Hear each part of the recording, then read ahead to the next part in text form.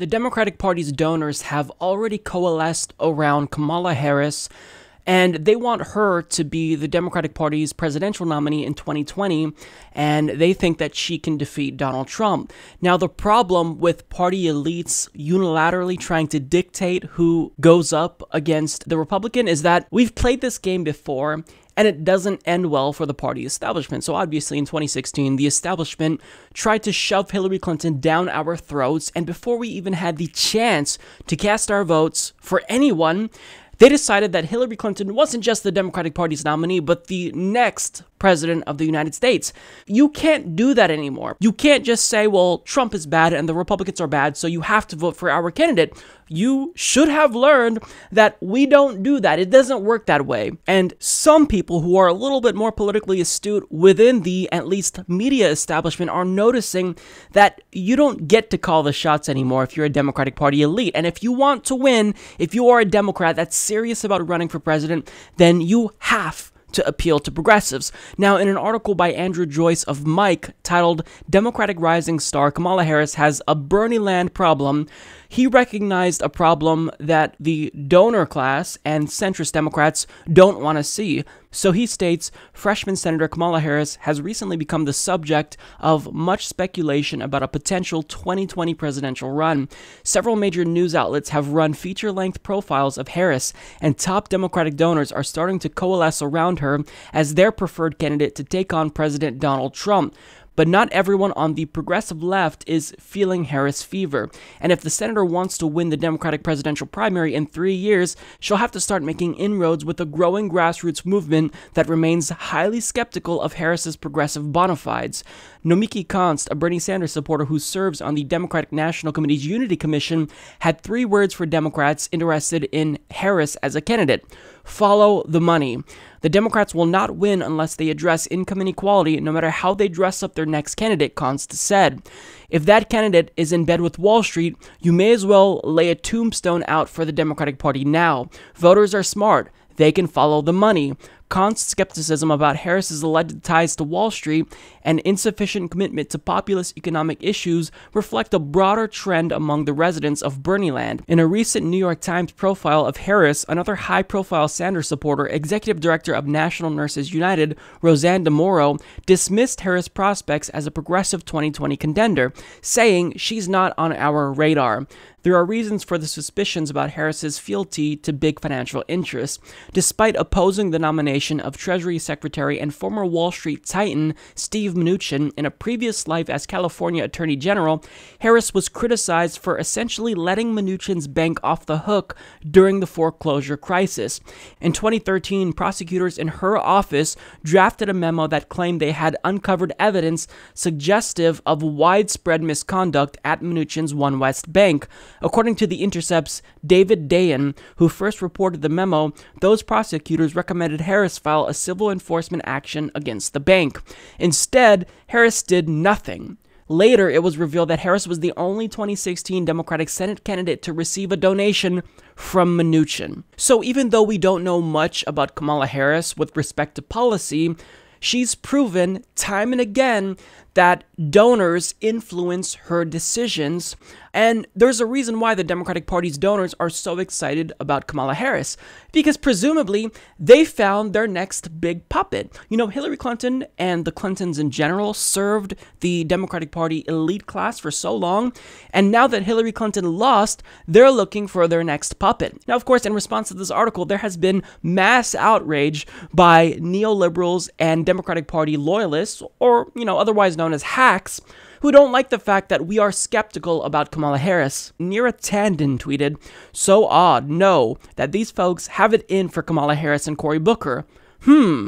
So Sarah Lerner tweets that, "I've noticed a certain segment of the left feels threatened when women start to outshine other leaders." And she's probably referring to Bernie Sanders. And she states Hillary, Maxine, Kamala, Nancy, Elizabeth, etc. But they totally vote for a woman, just not that woman. Now, Andy Zeisler states, 2016, I totally vote for a woman, just not Hillary Clinton. 2017, I totally vote for a woman, but not this one either. Now, Peter Dowd tweeted out, to anyone who wonders why I continue to criticize Bernie and his diehards, they're already trying to damage a rising Democratic Party star. Joanne Reed also just dismissed the article altogether because it apparently quoted alt-left activists, and I don't know what that means, but because they quoted alt-left activists, then we shouldn't listen to what they have to say. Now, Brian Fallon, who was part of Hillary Clinton's 2016 campaign, states, if you are attacking Harris right now, the problem is you, not her. Okay, nobody's attacking Kamala Harris. Nobody. We're not saying, fuck Kamala Harris. Nobody said that thus far. We're saying we're skeptical of Kamala Harris, one, because for some reason the donor class are lining up behind Kamala Harris, and that raises a lot of red flags in our heads, and furthermore, she hasn't done anything to prove to us that she's progressive. What little we know about Kamala Harris thus far is problematic. So, I'm sorry, but nobody's attacking her. By questioning her, we're being objective. We're saying, look, if you want to run for president, prove to us that you have a reason other than the Democratic Party's donors think you should run. Now, this notion that progressives are sexist is idiotic for a multitude of reasons. First of all, we already voted for a woman. I voted for Jill Stein. Many progressives voted for Jill Stein. So this notion that we are unwilling to vote for a woman just because of the female gender is something that makes us uncomfortable. It's bullshit. We voted for Jill Stein. And we have more female rising stars than the neoliberals have, including Tulsi Gabbard, Elizabeth Warren, Nina Turner, Amy Valletta, Paula Swearengin, Cori Bush, Alexandria Ocasio-Cortez, Sarah Smith, Adrienne Bell. I mean, these are just some of the more widely known progressives that are cultivating a huge following within the progressive community, but yet they're claiming that we're sexist and we don't like Kamala Harris and Hillary Clinton because we're sexist, when that's bullshit. You are really dumb, for real. Now, to be fair, Kamala Harris doesn't seem as bad as Hillary Clinton, just in terms of, the sheer level of corruption, but that's a really, really low bar. And besides her refusal to prosecute Steve Mnuchin, presumably because he paid her not to, there's many reasons why progressives just aren't that into Kamala Harris, at least thus far. So when she was California's Attorney General, she spent a lot of political capital trying to block a transgender inmate from undergoing gender reassignment surgery. Now, according to the Washington Blade, Harris penned a 29-page request to the Ninth Circuit Court of Appeals to put a stay on the procedure, stating there is no evidence that irreversible treatment is immediately necessary before this appeal can be heard, and the factual record can be fully developed in a proceeding on remand. Now, when the judge denied her request, citing the Eighth Amendment, stating that not allowing this inmate to have gender reassignment surgery would be cruel and unusual punishment, because it is, Harris then appealed his decision and tried to circumvent that ruling by asking the district court to halt the procedure. Now, when the district court also denied her request, she then took it up with the Ninth Circuit. Now, it's not like this happened decades ago. This occurred back in 2015. Now, admittedly, we don't have all the details about this story. We don't necessarily know that Kamala Harris is unequivocally against transgender inmates receiving gender reassignment surgery. It could just be that there were specific reasons why she didn't want this inmate to have gender reassignment surgery. But I mean, if you're a progressive, you believe that inmates should be treated humanely. Now, for whatever reason, Kamala Harris, who is a so-called LGBT ally, was hell-bent on blocking this transgender inmate from getting gender reassignment surgery. And she has yet to say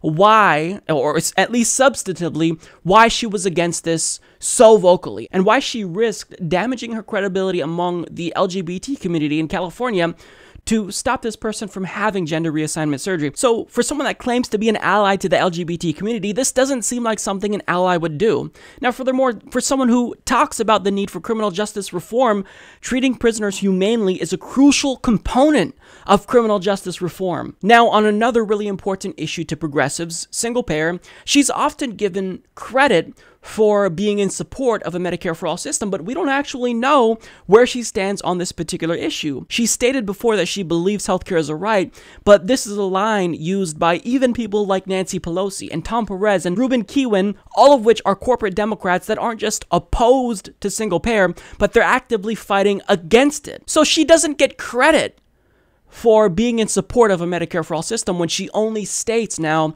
that she believes healthcare is a right. That's a term that neoliberals have co-opted from progressives. And just because they state that they think healthcare is a right doesn't mean that they support single payer. Here's what she said about single payer thus far. As a concept, I'm completely in support of single payer, but we've got to work out the details, and the details matter on that. And that's it.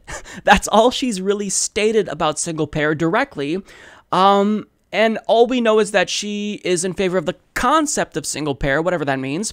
But when push comes to shove, she's given herself enough wiggle room to not actually support single payer. In fact, I would argue that she's given herself even more wiggle room than Nancy Pelosi, because Nancy Pelosi, as corporatist and corrupt as she is, she just states that she's in favor of single payer, but she doesn't want to pursue it. But Kamala Harris isn't even going that far. She's only saying, I'm in favor of the concept of single payer.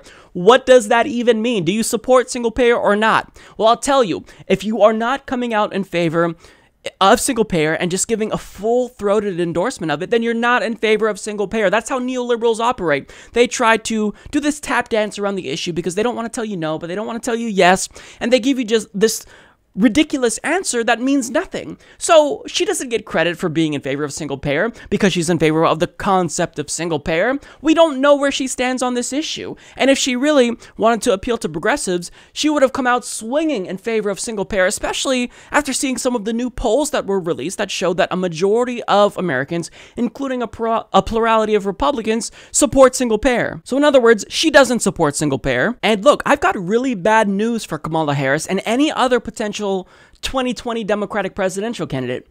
If you don't support Medicare for all, and I mean really support it, then you will not get my vote. I will either vote for someone that I'm writing in or vote third party. You don't get my support if you don't support single payer. I'm not willing to negotiate at all on this issue, and I think a lot of progressives are with me here. But according to Kamala Harris, I'm just being a purist and I'm being unreasonable because she really doesn't seem to be too keen on all these purists in the party, because she previously stated, we can't afford to be purists. You have to ask that question of yourself. Are we going to be purists to this resistance to the point that you let these guys go, meaning Republicans, or can you understand that you may not agree with 50% of their policy positions, but I can guarantee you will disagree with 100% of their replacements policy positions? So that is part of the question. What do we have to do in this movement to be pragmatic? So what she's saying here is, guys, we can't afford to be purists because we've got to beat Donald Trump. But she's got it backwards. We can't afford to be corporatists because that will demoralize the base and then they will stay home as a result. And guess what's going to happen? Donald Trump will be given a second term, once again due to Democratic incompetence. So don't give me this bullshit about purity tests. It's nonsense. Actually stand up for what you believe in or what the party should believe in and do what the base wants you to do. Come out in favor of campaign finance reform and single-payer healthcare. But here's the thing. Here's a message to people who are outraged about progressive skepticism with Kamala Harris, and here's a message to Kamala Harris as well. You know, you have 3 years until the 2020 presidential election. Rather than trying to beat us over the head preemptively before we even cast our votes, why don't you try something differently? Because that last strategy didn't work. Why don't you actually try to win us over for a change? Here's an idea. Why don't you renounce the large multinational corporations that have already bought you off? Why don't you choose to not have a super PAC? Why don't you choose to come out in favor of legalizing marijuana, come out in favor of single-payer healthcare, and try to win us over and prove to us that you care about these issues that the base and grassroots activists have been fighting for? Why don't you try that instead of trying to force us to fall in line behind you when we really don't like you because we know we can't trust you because you're too cozy with Wall Street and the Democratic Party's donors? Why don't you try that? But they don't want to try that. They're already calling us racist, sexist Berniebros for not supporting Kamala Harris. And again, we've seen how the story plays out. You tried that with Hillary Clinton. She lost, and they're trying the same strategy again. They're doubling down on a failed strategy. So Einstein is the one that said, the definition of insanity is trying the same thing and expecting different results. Well, here's an idea. Stop being fucking corrupt and maybe we'll actually support you. It's really that simple. Support this podcast by joining the independent progressive media revolution today at humanistreport.com.